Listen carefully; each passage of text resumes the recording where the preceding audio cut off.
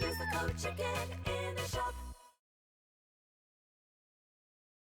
There we go. Let's start off on stage 26. We can have a good idea of what this is going to look like. Now, let's get into the boost first. Now, I believe we start at 50% Scorcher Life Leech, and that goes up in increments of 25% every 10 stages. So that's our bonus effect, which is great. Scorchers are cool, and we also get to pair it with the Tribe boost.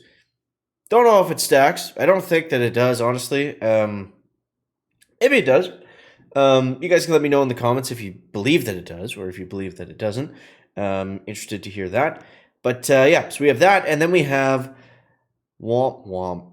Explosive drones, every single stage, entire season. Explosive drones, not very good, especially with Scorchers. They don't really make much sense. Explosive drones are just critters that explode. If you guys have never played this game before, let's go ahead and get started. So I'm going to be using Shock Knuckles with Mr. Bullet. I don't think that's the best one to use, but it's definitely the most fun to use. So let's try this out. And we don't have enough GB to simply launch everybody right off the bat, but we'll get it pretty quickly with all these critter vats and sniper towers and easy to destroy stuff right out of the gates. So essentially, what I wanted to talk about mostly for this video, and I'm also doing a horrible job in this attack. I'm just feeding my Scorchers to the Doom Cannons, but I want to get all of them out there. Even if it costs me half the troops to wait and be able to do this. But I wanted to talk about how to use Life Leech, just some kind of tips and tricks. You know, we've had this in the game for a long time, but I felt like it's still helpful to go over the basics every now and then. So, the biggest benefit, the biggest bonus of Life Leech, obviously, is that your troops heal up as they are attacking something. So, you know, how do you take advantage of that, right?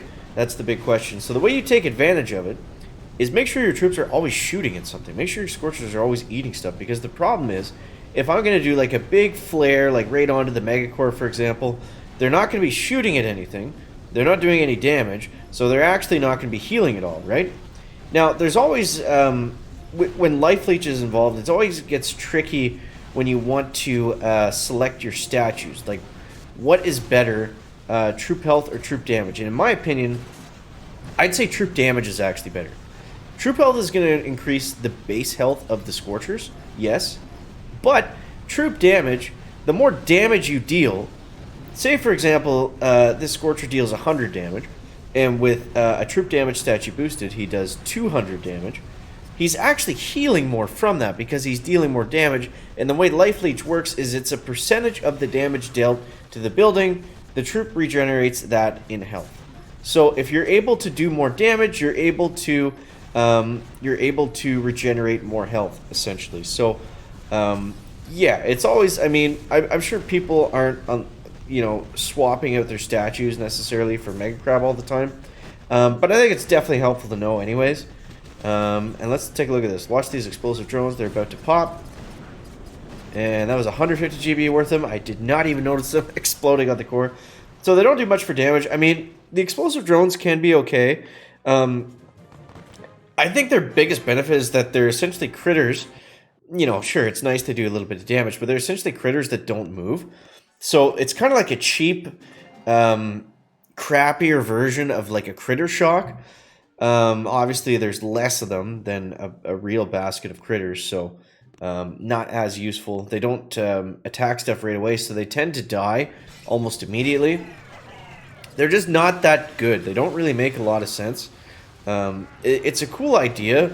I'd love to see critter, or what do they call explosive drones, get some kind of a buff, so they're just like, I don't know. Even if it's just an animation where the explosion like looks cooler, so they're a little bit more satisfying to use, even if we're not getting that much out of them. I think that would be cool. But yeah. So other than that, let's get back into the Life Leech tips. I mean, that's essentially, you know, how it works and how we want to use it. And like I said, the biggest way, the biggest benefit is just making sure that everybody is attacking something. So when you do flare, for example, like if I want to do this, just make sure that you cover your troops with smoke, flare them maybe backwards to an area, opposed to flaring them forwards, so they take less damage instead of taking more damage as you move them to wherever you're trying to get them to.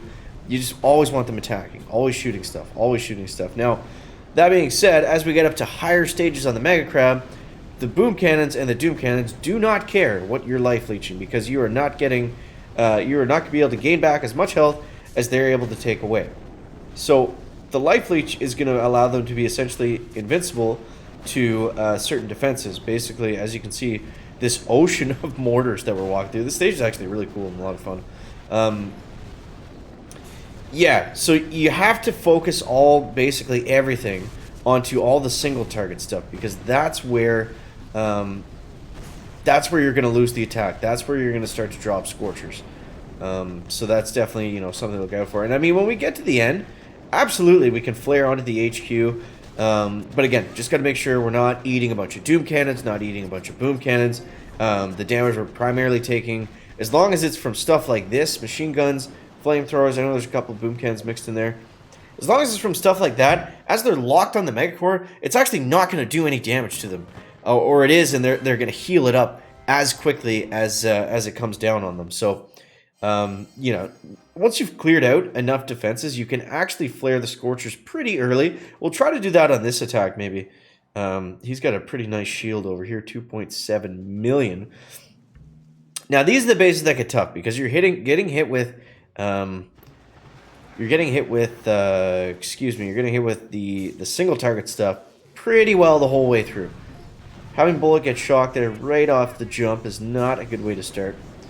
But yeah, so what we want to do is we want to make sure when we're going against these bases that are a little bit tougher, we want to make sure that we are keeping everybody together, okay?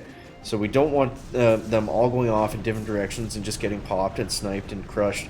Now you see we are going to lose some here, because as we're coming off the beach, they're exposed. They're not shooting anything. They're taking fire from all sides. And yeah, it just gets tricky. Alright, come on. Give me my last boat here. Alright, now let's flare them up. This way we got a shock blaster and a doom cannon that I need shocked yesterday. Let's actually go ahead and do this. And don't get discouraged if you lose a ton of Scorchers, maybe like we have right now.